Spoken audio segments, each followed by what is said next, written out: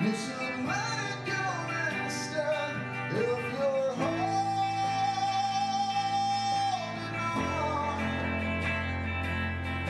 It's time to let it go. Michael, your first album with When in Rome had a huge hit. It was 3 months on #1 on the Billboard charts, The Promise. Yeah. And that song is still carried through and followed the name and the group, and it was the theme song in Napoleon Dynamite. Yeah. What are your thoughts around that song and around the original album versus what you're doing today and created today with Johnny? Yeah, the Promise is kind of, to me personally, is kind of a monkey on my back, because it's still played today. Everybody knows the song. It was the biggest hit from the album. But for me, it was unfinished business. I just felt, you know, there was another album in When in Rome, and for a longest time I never thought it would happen. And then when I met John, I realised that there was a possibility. And so personally, for me, I think there is absolutely no comparison in the first album and this album. And you know, it's been very complimentary this week working with Warren, because he said to me today that he thought on the first album there was The Promise and there was a couple of other songs that were potentially good songs, but he said on this album there's at least 5, if not 6, which is kind of a real compliment, you know, coming from him. So we know that this album is a stronger album. It's got more potential to it, to have hits, and hopefully the monkeys are going to get wrenched off my back, because obviously nobody wants to be regarded as a one-hit wonder. Right. But obviously that's the case until you prove otherwise. So I think as happy as I was that the song was successful, I think it's time that people started to hear some more When in Rome songs. It's well overdue. We were very fortunate to have very well recorded tracks by these gentlemen here, Miguel and Juan. No, they're exceptionally well recorded. They're very well produced. They've gone out of their way to work between them in a way that the tracks blend together. You know, we've found that all the guitar overdubs fits with the keyboards, even when there's a high track count. You know, which these days, you know, is quite possible, obviously, with digital and stuff. They all work together.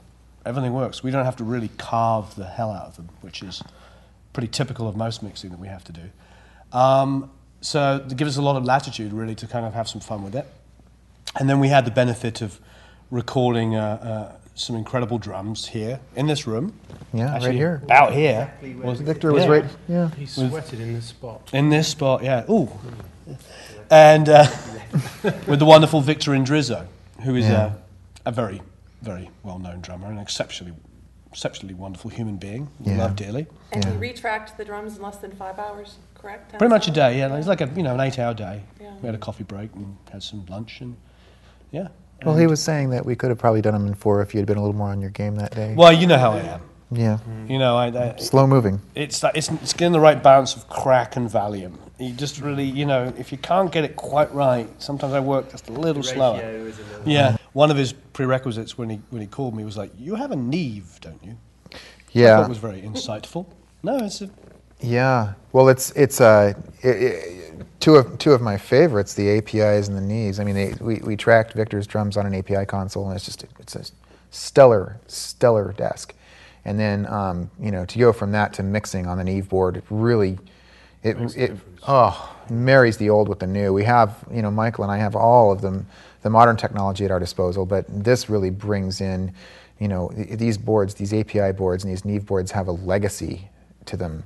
There's history in these boards, and oh my gosh, the warmth and the presence that are brought out. I mean, you can talk about that all day. It's you know, it's a beautiful thing. You know. What's funny is the first When in Rome album was tracked on a Neve and mixed on an SSL, and the warmth from the tracking was so obvious you could hear it. And then when it went to the SSL, something was missing, and I kind of made my mind up then. I thought, we get the chance again, we've got to mix on a Neve, because that's where the real magic comes from.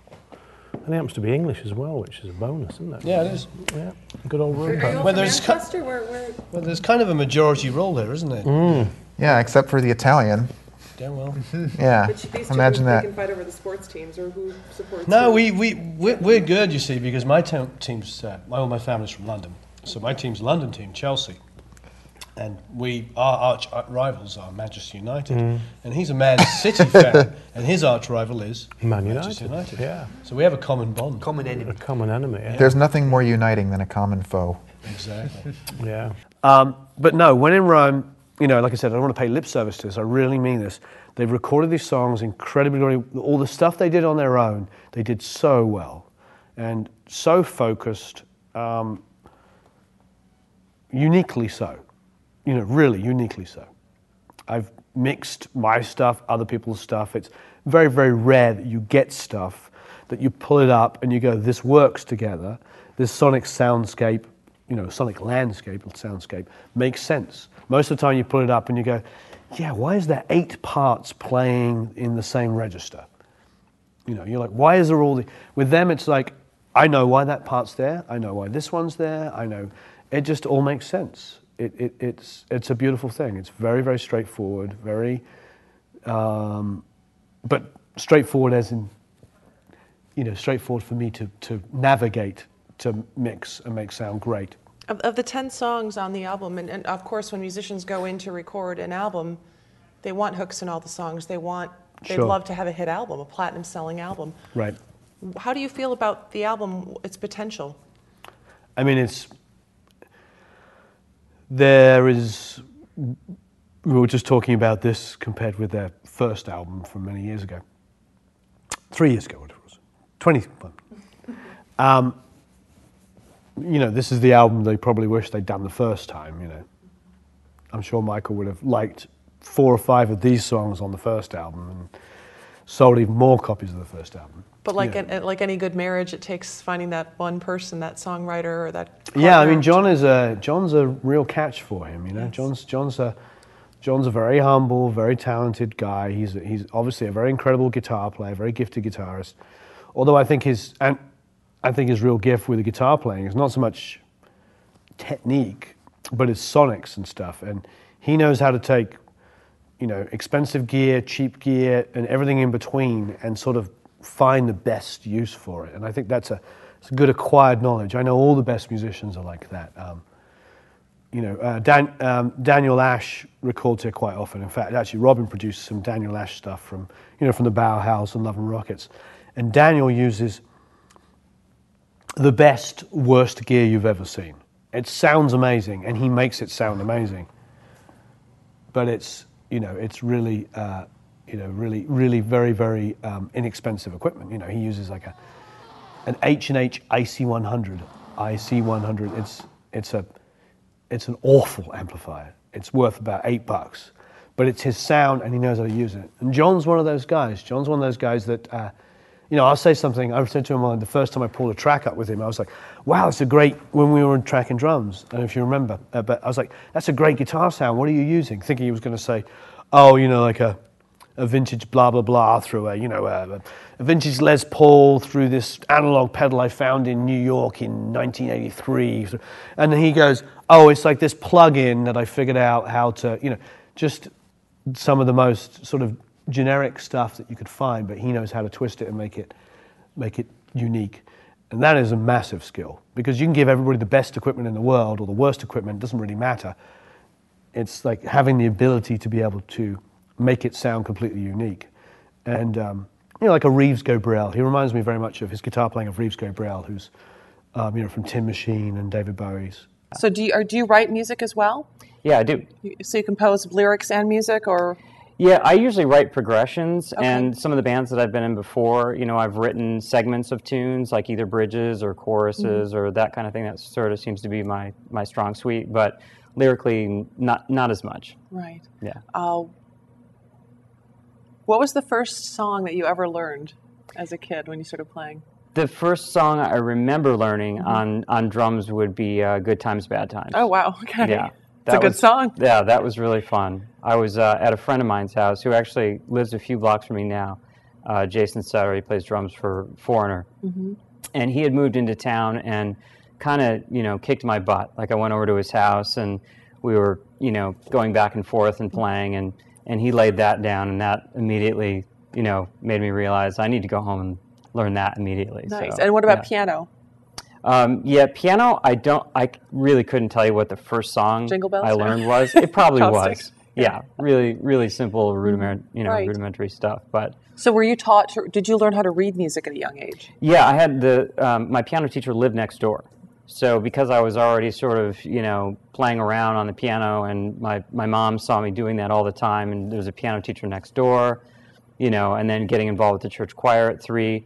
At 3? Yeah. What were yeah. you doing in the church choir at 3? Were you singing? Yeah. Really? Yeah, I don't know how that came about, but I remember I was like really blown away with the church organ. You know, the biggest pipe was like 16 feet tall, and you know, it just kind of shook the whole place. And that was kind of like, that was almost like my first rock and roll type experience, because I hadn't been to a concert, obviously, and that was very powerful. You know. So were your parents in the choir? I mean, do you hail from a family of musicians, or? It's weird. It kind of skipped a generation. My grandfather had his own orchestra, and it was sort of a small big band is the best way to describe it. You know, that was the style of music, but it was a small group, and my grandfather played drums.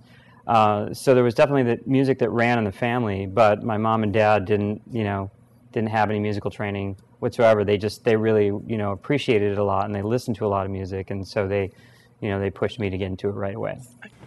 So Robin, you said you were grew up in London in Hammersmith?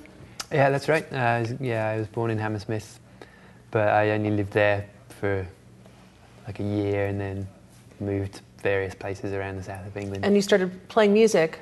Yeah, you know, in school with my mates. You know, had a few bands and stuff, and I was told I was okay at the drums, so that kind of, you know, the encouragement motivated me to try and do a career in music.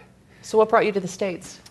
My dad has lived here for a long time. Yeah, he's lived here since around '89, so I visited him a lot, and you know, you can't beat the weather here, No, you so can't. it was always a much nicer place to be than England was, especially if I was here during winter. You know, just wear a t-shirt or whatever. But yeah, so I always knew I wanted to be here. And how did you connect with Warren? Was it through Swinghouse? Or? Yeah, I started as an intern at Swinghouse, and just learned the audio thing on the job, and yeah, after a while we started developing the recording studio. We just had ADATs to begin with, which is basically VHS tape, and that's what we would do our recordings on. We would do local bands, demos, and various things like that. We actually did some demos with the Bangles and things like that. So it was kind of fun, and you know, we just kept adding and adding to the studio, and here we are now. And so the years have gone by, and you've worked with a number of platinum-winning, record-selling groups, and you've been part of that, and have developed more into a producer. Warren actually said to us earlier that he could just leave, and for 3 hours with When in Rome's music this afternoon, you just handled things. Exactly. Yeah. So yeah, now I'm getting definitely a lot more independent and stuff. So that's good. Yeah. I'm able to just run things. It's time to